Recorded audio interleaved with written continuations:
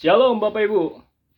Saya bersuka cita bisa menyapa Bapak Ibu kembali melalui program ini yang saya beli yang beri nama Defining Moment. Sebab kenapa? Karena Tuhan rindu melalui acara ini Bapak dan Ibu boleh dijamah dan ubahkan kuasa Allah. Amin. Saya mau berdoa sebelum memulai pengajaran. Bapa, aku berdoa di dalam nama Tuhan Yesus, biarlah setiap orang yang menyaksikan acara ini boleh semakin mengenal isi hatimu, boleh jamah dan diubahkan, dan boleh semakin mengasihimu, dan boleh mengalami kepenuhan Allah lebih lagi. Haleluya, amin. Saudaraku, pada siang hari ini, saya mendapat tuntunan Tuhan untuk menyampaikan sebuah pengajaran berjudul Diselimuti Kemuliaan. Atau episkiazo. Bapak Ibu, kita akan buka firman Tuhan dari Kisah Rasul 5 ayat 15.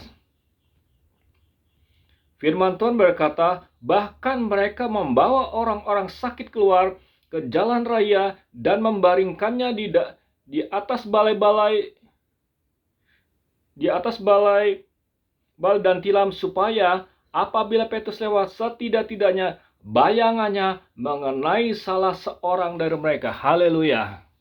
Bapak Ibu, kalau kita membaca dan merenungkan ayat ini, kita bisa mengambil kesimpulan para rasul, khususnya Petrus, mengalami apa yang dialami oleh Tuhan Yesus. Sekali lagi, para rasul, khusus Petrus, menikmati apa yang sudah dialami oleh Tuhan Yesus. Bapak Ibu, ini adalah manifestasi kuasa kemuliaan yang luar biasa.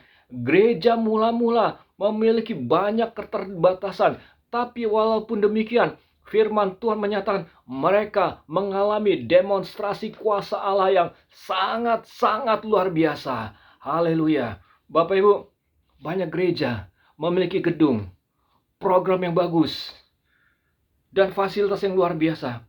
Tetapi mereka tidak menikmati kuasa Allah yang begitu luar biasa, seperti yang tertulis di kitab Kisah Para Rasul. Bapak Ibu, saya coba merenungkan, kenapa ya ada gereja mengaku-ngaku mereka percaya dengan doktrin baptisan Roh Kudus, mereka percaya dengan doktrin bahasa roh, tapi saat menyedihkan, gereja itu tidak menikmati apa yang sudah dinikmati oleh Kisah Para Rasul. Biarlah kebenaran ini menjadi koreksi buat saya dan kita semua yang menyaksikan acara ini. Amin. Bapak Ibu, Tuhan mau kemuliaan Allah makin kuat dinyatakan di dalam kehidupan kita dan di dalam pelayanan kita. Amin. Nah, kenapa Tuhan mau kemuliaan itu dinyatakan?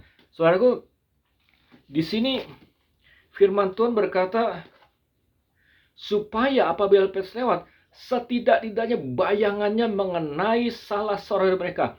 Kalimat ini atau kata-kata ini saya cek di Alkitab, saya cek di Google, itu memakai bayangan, ini memakai kata episkiazo. Itu artinya diselimuti kemuliaan Allah.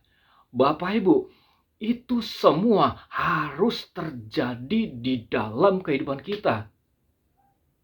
Ya, saya setuju kalau Bapak Ibu berkata, kan tidak ada orang yang sempurna. Benar, tidak ada orang yang sempurna.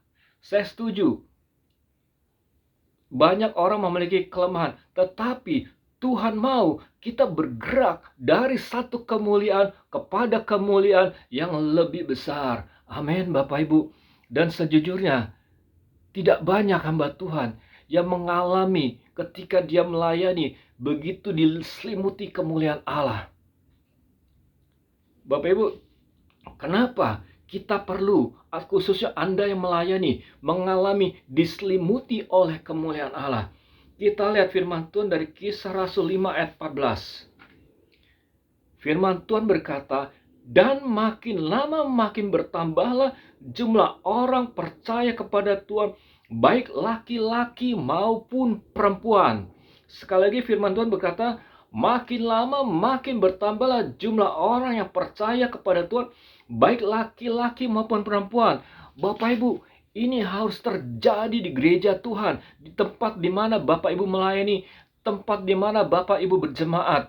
Bapak Ibu, ketika kemuliaan Tuhan makin kuat dinyatakan di dalam tubuh Kristus, maka kita akan melihat makin banyak orang dibawa kepada Yesus. Bapak Ibu, kalau Bapak Ibu membaca kitab Yesaya 60, Bapak Ibu kalau nggak salah di ayat 7-nya, kita bacakan aja ya, Yesaya 60 ayat 7.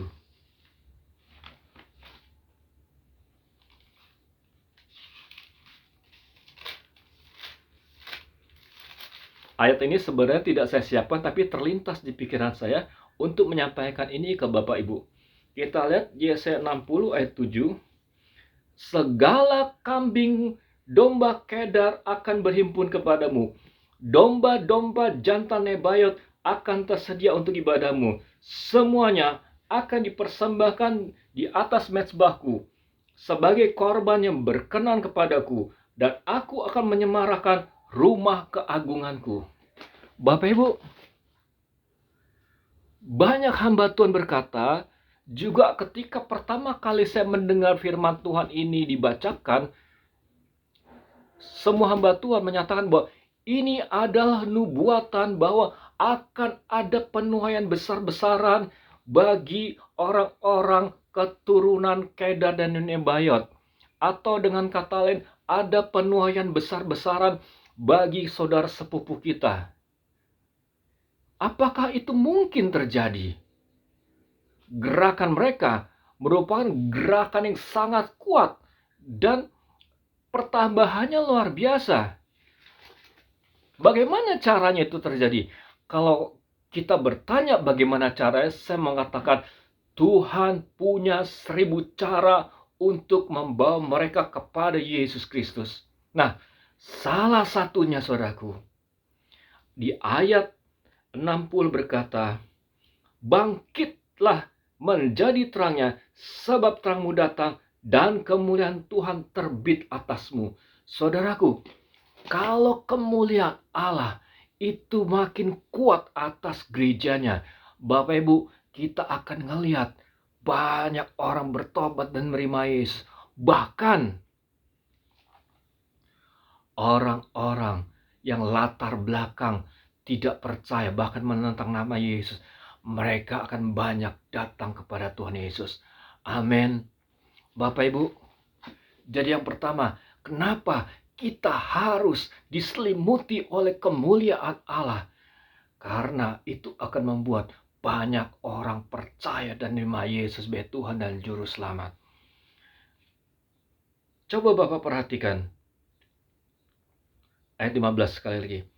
Bahkan mereka membawa orang sakit keluar ke jalan raya. Kenapa mereka membawa orang sakit keluar?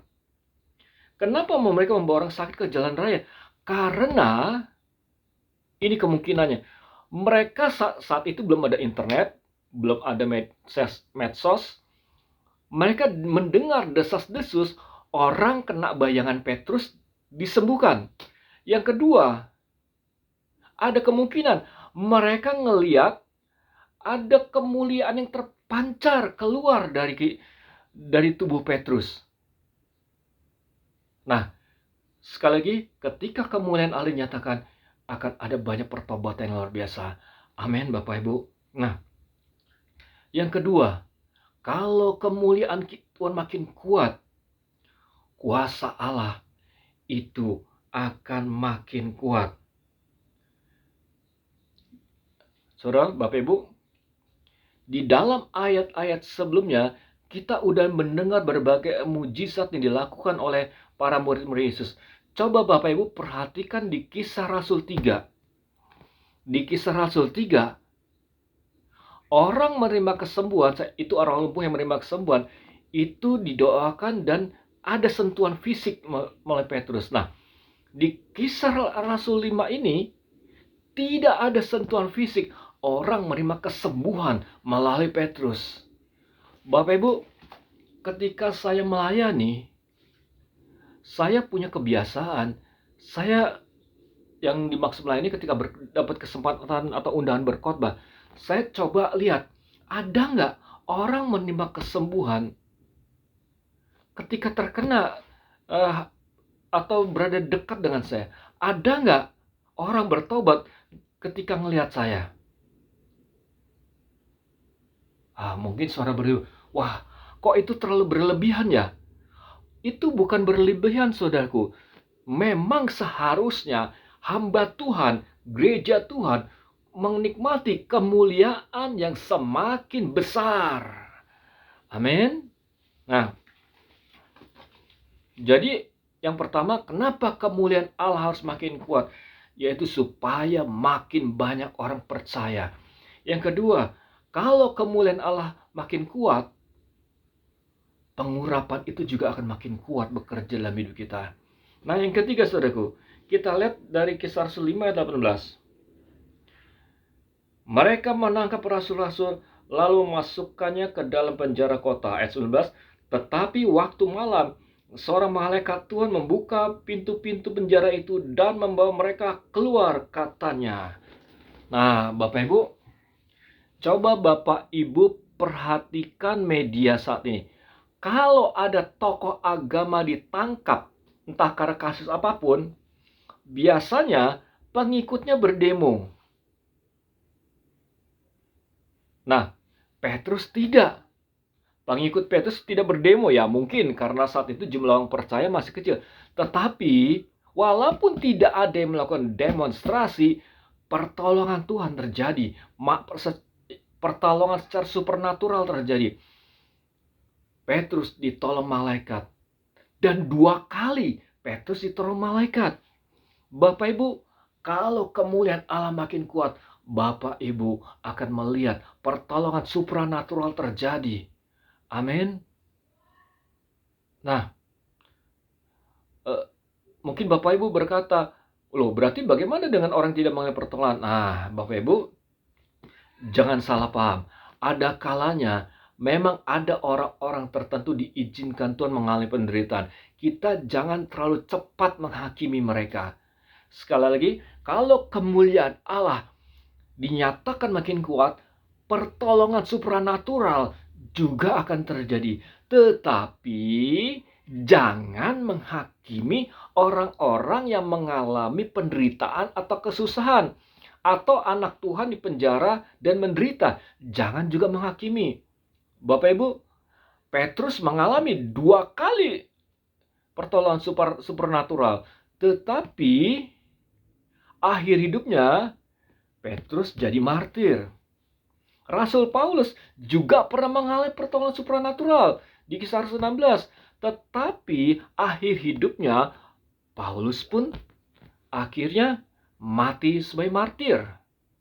Jadi jangan terlalu cepat kita menghakimi. Amin Bapak Ibu. Jadi ada 3 hal. Kalau kemuliaan Allah dinyatakan, pertama, akan ada pertobatan yang luar biasa. Kedua, saudara akan melihat kuasa Allah makin kuat. Ketiga, saudara akan menikmati pertolongan supernatural. Amin. Nah, mungkin saudara bertanya, bagaimana caranya supaya saya bisa menikmati pertolongan supernatural atau mengalami kemuliaan yang makin kuat? Bapak Ibu, kita lihat firman Tuhan dari Kisah Rasul 4 ayat 8.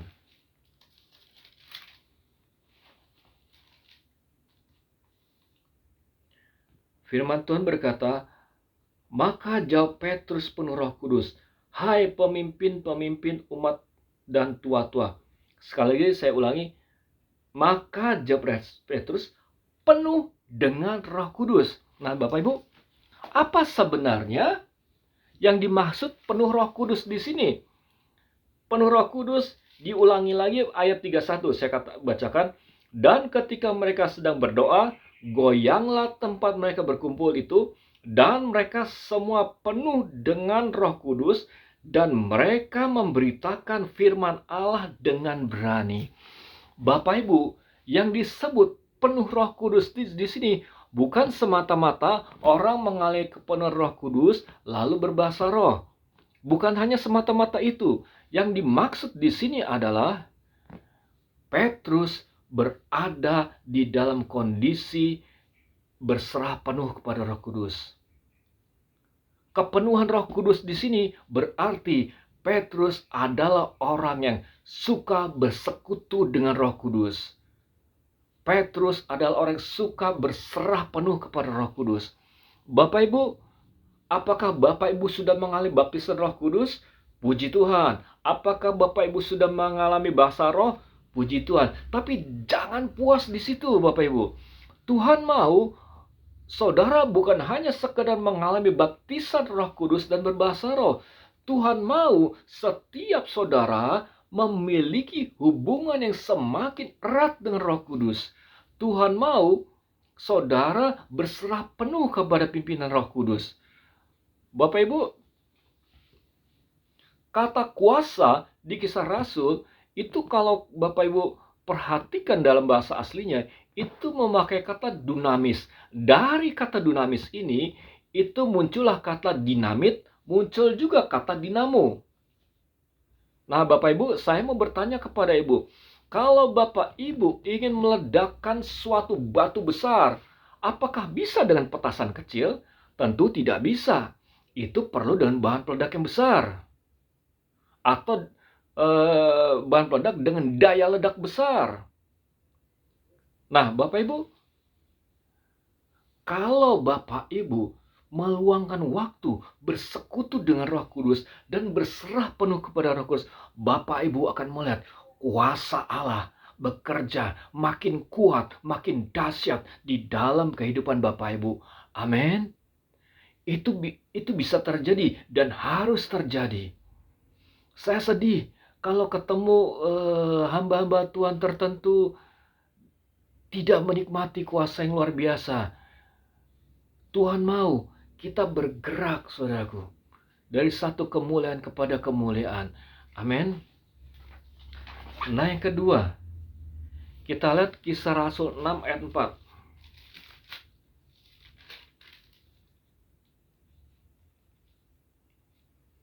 Firman Tuhan berkata, dan supaya kami sendiri dapat memusatkan pikiran kami dalam doa dan pelayanan firman. Nah, Bapak Ibu, yang kedua, kalau Bapak Ibu ingin mengalami diselimuti oleh kemuliaan Allah, Bapak Ibu harus sungguh-sungguh bertekun dalam doa dan firman.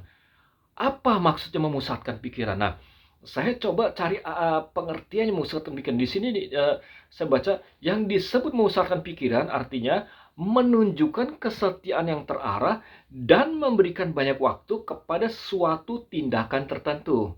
Nah, dalam kaitannya dengan doa dan firman, artinya saudara dan saya harus konsisten dan meluangkan banyak waktu untuk berdoa dan membaca firman Tuhan. Nah,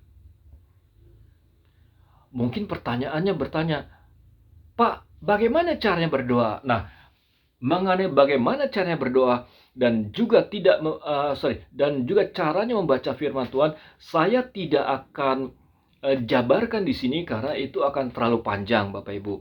Nah, Bapak Ibu, saya merekomendasikan kepada Bapak Ibu bisa cari di toko buku online juga banyak tentang bagaimana seharusnya berdoa, bagaimana membaca firman Tuhan yang benar. Nah, yang kedua, kalau Bapak Ibu pengen tahu bagaimana cara berdoa, mintalah pimpinan Roh Kudus.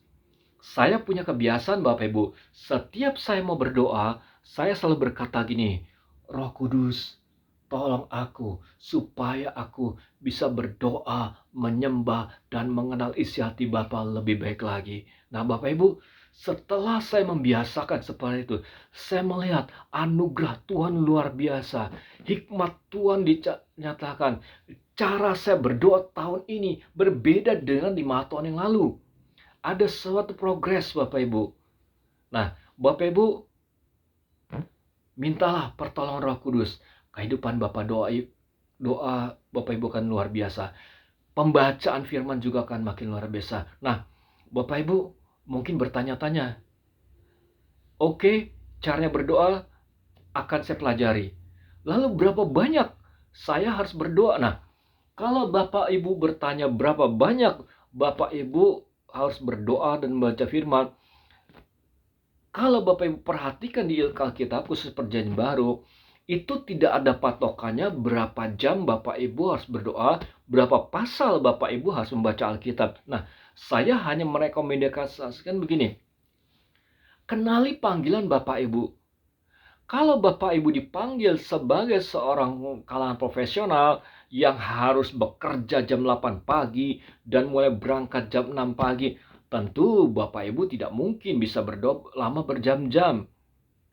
Tapi saya sarankan usahakan sediakan waktu berdoa dan membaca Alkitab sejam sehari. Nah, pas hari libur tingkatkan. Nah, untuk Bapak Ibu yang sudah melayani sepenuh waktu, maksudnya tidak terikat pekerjaan, lebih lagi. Khususnya kalau jabatan saudara dalam gereja sudah semakin tinggi, lebih lagi meluangkan waktu untuk berdoa dan baca Alkitab. Kalau saudara seorang full timer, jangan lagi cuma sejam. Sediakan waktu lebih lagi 2 atau 3 jam. Nah, jadi kalau tanya berapa, itu tergantung Bapak Ibu. Setiap orang beda-beda. Nah, namun di sini intinya usahakan bertekun dalam doa dan firman. Bapak Ibu akan melihat kuasa Allah makin luar biasa. Coba di Kisah Rasul 6 ini saya tergerak membacakan firman Tuhan dari ayat 7 ya. Kisah Rasul 6 ayat 7. Firman Allah makin tersebar dan jumlah murid di Yerusalem makin bertambah banyak. Juga sejumlah imam menyerahkan diri. Perhatikan kata-kata ungkapan ini. Sejumlah besar imam. Alkitab bilang tidak berkata sejumlah imam, tapi sejumlah besar imam menyerahkan diri dan percaya. Berarti Bapak Ibu, kalau namanya sejumlah besar, berarti ada kemungkinan lebih dari 20 orang imam menyerahkan diri. Wow, ini suatu kegerakan rohani yang sangat luar biasa. Sejujurnya, bertahun-tahun saya melayani, belum pernah ayat ini terjadi dalam hidup saya. Ya memang ada agama lain yang datang percaya dengan nama Yesus. Tapi kalau sejumlah besar imam, jujur saya belum mengalami. Tapi saya berdoa, ini harus terjadi dalam pelayanan saya. Dan saya juga berdoa, itu terjadi di dalam pelayanan Bapak dan Ibu. Amin. Jadi Bapak Ibu, yang pertama, kalau Bapak Ibu ingin mengalami diselimuti oleh kuasa Allah, Bapak Ibu harus hidup di dalam roh. Kedua, bertekun dalam doa dan firman. Bertekun dalam doa dan firman haruslah jadi prioritas di dalam Bapak Ibu. Amin. Nah, yang ketiga kita lihat dari Kisah Rasul 3 ayat 19. Kita agak mundur, Kisah Rasul 3 ayat 19. Karena itu, sadarlah dan bertobatlah supaya dosamu dihapuskan. Bapak Ibu, di Kisah Rasul 3 ini 2 kali ada pesan pertobatan disampaikan Paulus. Ayat 26 juga berkata, bagi kamulah pertama-tama Allah membangkitkan hambanya dan mengutus kepada kamu supaya memberkati kamu dengan membimbing kamu masing-masing kembali dari kejahatanmu. Bapak Ibu, kalau Rasul Petrus sampai berani memberitakan pertobatan, itu berarti Rasul Petrus adalah orang-orang yang sungguh-sungguh hidup di dalam kekudusan dan ketaatan. Amin, Bapak Ibu. Nah, mungkin saudara bertanya, "Hei, Brother Carlos, saya melihat ada hamba Tuhan hidupnya nggak benar, tetapi dia diurapi luar biasa." Nah, Bapak Ibu, ada kalanya dalam suatu masa Tuhan mau memakai orang-orang tertentu, tapi orang itu menolak. Nah, pekerjaan Tuhan harus tetap berlangsung. Ya sudah, karena tidak ada yang mau, Tuhan pilih siapa yang mau. Alangkah baiknya orang yang dipilih Tuhan itu adalah orang-orang hidup dalam kekudusan, supaya ketika dia makin luar biasa tidak diserang iblis. Tetapi kalau tidak ada yang mau, ya sudah. Siapa yang mau, itulah ini pakai Tuhan. Tetapi ingat, Tuhan gak main-main, saudaraku. Ada kalanya, awalnya orang dibiarkan, walaupun hidup ngaco, tetap diurapi. Walaupun hidup kacau, tetap diberkati. Tapi ada masanya, Tuhan mendisiplin orang ini. Jadi hati-hati, saudara. Jangan berkata, wah, saya hidup dosa nggak apa-apa, makin diberkati. Jangan seperti itu. Jangan berkata, nggak apa-apa, saya hidup ngaco, tetap diurapi. Tidak, saudaraku. Kalau saudara mau bertobat sungguh-sungguh dari dosa saudara dan hidup dalam kekudusan ketaatan, saudara akan melihat pengurapan Allah bekerja makin luar biasa dalam hidup saudara. Amin. Nah, Bapak Ibu, jadi yang pertama, kalau Bapak Ibu ingin mengalami diselimuti kemuliaan Allah, yang pertama, hiduplah di dalam roh. Kedua, bertekun dalam doa dan firman. Yang ketiga, hidup di dalam kekudusan dan ketaatan. Amin. Nah, yang keempat, saya bacakan ayat 11. Maka ketakutanlah seluruh jemaat dan semua orang mendengar hal itu. Saudaraku, kalau saudara baca keseluruhan dari Kisah Rasul 5 ayat 1 sampai 10, di sini ceritanya Ananias dan Safira dihukum Tuhan. Mereka menjual tanah tidak jujur. Penjualannya berapa, tapi diserahkan berapa, dan ngaku lebih besar. Nah, Bapak Ibu, ketika saya merenungkan ini, Tuhan mengajar begini. Kalau saudara ingin diurapi makin luar biasa, ingin diselimuti oleh kemuliaan Allah, saudara dan saya harus memiliki sikap yang benar di dalam hal keuangan. Nah, Bapak Ibu, berkali-kali terjadi di Indonesia ketika sebuah gereja dalam keadaan gak punya apa-apa, mereka saling mengasihi, saling menguatkan. Tetapi ketika gereja sudah mulai punya banyak aset, itu terjadi masalah. Nah, Bapak Ibu, dalam kasih Tuhan, kalau ada di antara sini gembala yang mendengarkan, dalam kasih Tuhan, jangan main-main dengan keuangan gereja. Jangan main-main dengan aset gereja. Jaga hatimu. Sudah banyak terjadi gereja pecah gara-gara masalah rebutan aset. Bapak Ibu, ada dua ekstrim yang salah. Nah, ada pendeta takut sekali khotbah tentang keuangan karena takut dikatai mata duitan.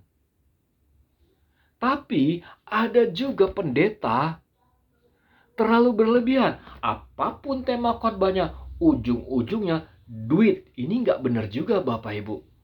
Nah, Bapak Ibu, ada seorang hamba Tuhan berkata, kebangunan rohani sudah di depan mata. Namun, kalau saudara tidak punya sikap yang benar, maka kebangunan rohani ini akan tertunda, dan tertunda.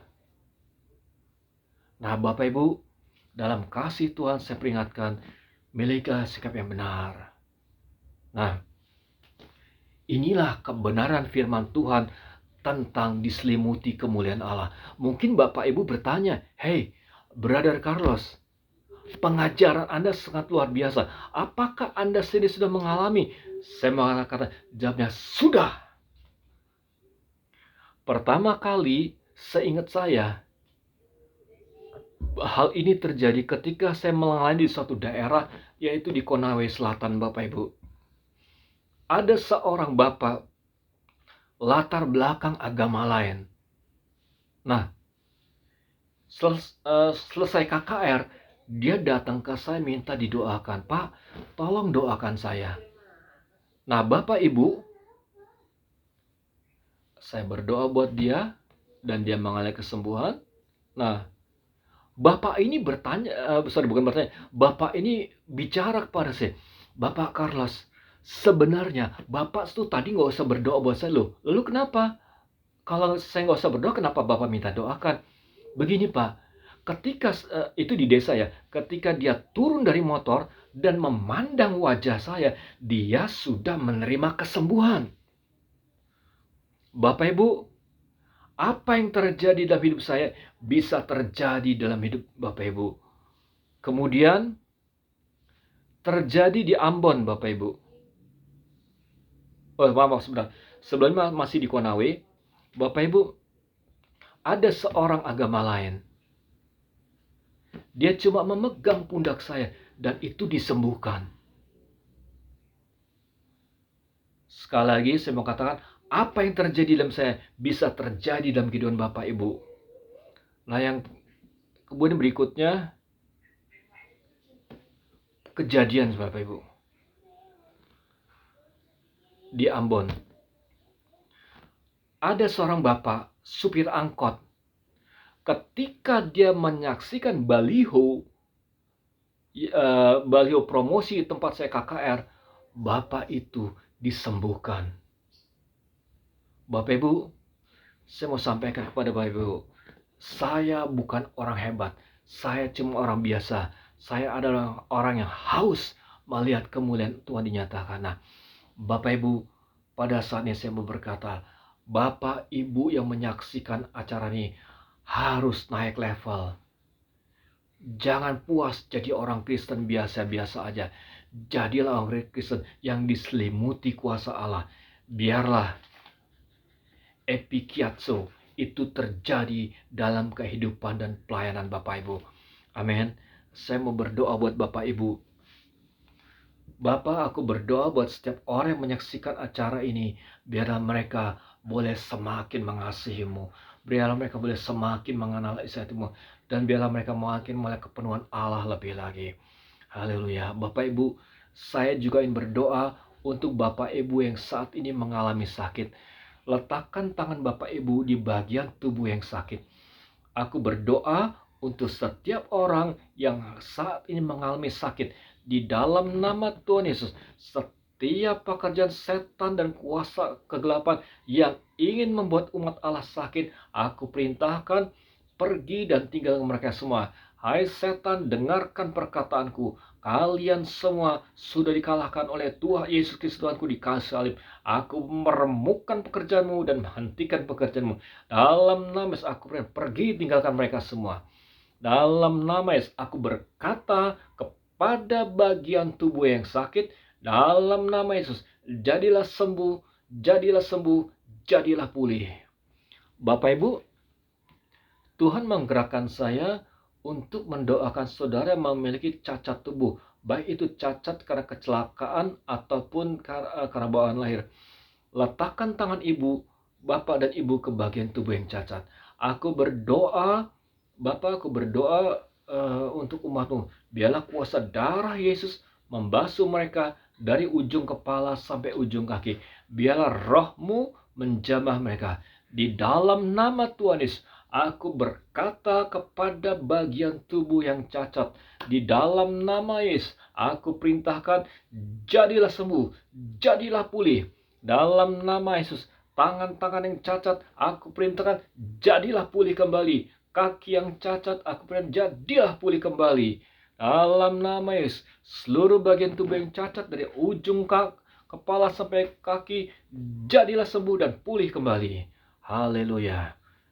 Bapak Ibu, Tuhan menggerakkan saya mendoakan Bapak Ibu yang mengalami masalah dengan telinga, masalah pendengaran. Aku berdoa ya Bapak buat mereka yang mengalami pendengar. Biarlah kuasa darah Yesus membasuh telinga mereka, membasuh tubuh mereka dari ujung kepala sampai ujung kaki. Biarlah rohmu menjamah tubuh mereka. Di dalam nama Yesus, setiap pekerjaan aku berkata kepada pekerjaan roh jahat dan kuasa kegelapan yang ingin membuat tubuh telinga mereka cacat. Dengar baik-baik perkataanku. Kalian semua sudah dikalahkan oleh Yesus Kristus Tuhanku. Dalam nama Yesus, Aku hentikan pekerjaanmu atas tubuh mereka. Dalam nama Yesus, hentikan pekerjaanmu atas telinga mereka. Dalam nama Yesus, aku pergi dan tinggalkan tubuh mereka. Dalam nama Yesus, pergi dan tinggalkan telinga mereka. Di dalam nama Yesus, aku berkata kepada telinga yang tuli, telinga yang terganggu, dalam nama Yesus, jadilah sembuh, dan bisa mendengar kembali. Haleluya. Terima kasih Bapak buat anugerah-Mu. Haleluya. Puji Tuhan Bapak Ibu. Saya berterima kasih, mengucap syukur kepada Tuhan bisa memberkati saudara melihat pengajaran ini. Saya berterima kasih untuk Bapak Ibu yang mendengarkan ini. Bapak Ibu, saya menghimbau bagikan pengajaran ini kepada teman-teman Bapak Ibu, khususnya mereka yang mengalami dalam keadaan sakit. Haleluya. Tuhan Yesus memberkati.